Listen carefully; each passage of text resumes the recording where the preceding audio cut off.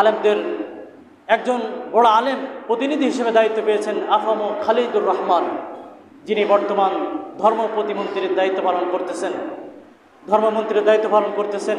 তিনিও অনেক ভূমিকা পালন করতেছেন আলহামদুলিল্লাহ। তিনি সর্বপ্রথম আসার পরে বাংলাদেশে যে হজ প্যাকেজগুলো, বড় হজগুলো প্রায় 5 থেকে 7 লক্ষ টাকা খরচ হয়, এবং এই উমরা হজে ওরকমভাবে 1,10,000 থেকে 20,000 টাকা খরচ হয়। তিনি বলেছেন এই হজ প্যাকেজগুলো কীভাবে নিয়ন্ত্রণ করা যায়, সিন্ডিকেট ভেঙে, যাতে কম টাকায় মানুষ হজ করতে পারে, এই ব্যবস্থা তারা করবেন। সকলে বলি আলহামদুলিল্লাহ। কত সুন্দর একটা পথ যদি করে দেয়, তাহলে যারা গরিব, একটু কম মধ্যবিত্ত, তারাও হজ করতে পারবে। হজ কিন্তু প্রত্যেকের উপরে, যাদের অর্থ সম্পদ রয়েছে তাদের উপরে ফরজ।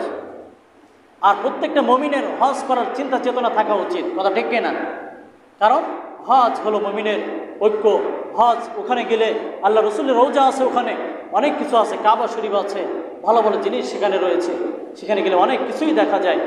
তো এই যে প্রথম নাম্বার হলো হজের বিষয়টা তিনি বিবেচনা করবেন।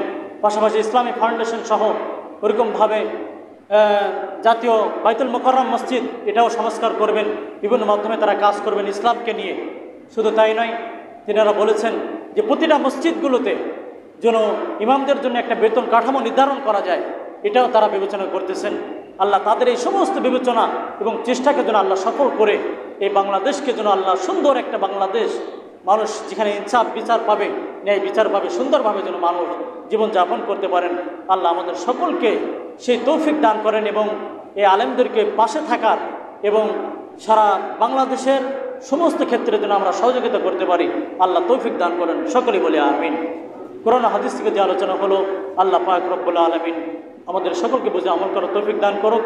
ওমা তৌফিকে ইল্লা বিল্লাহ। আসসালামু আলাইকুম ওয়া রাহমাতুল্লাহি ওয়া বারাকাতুহু।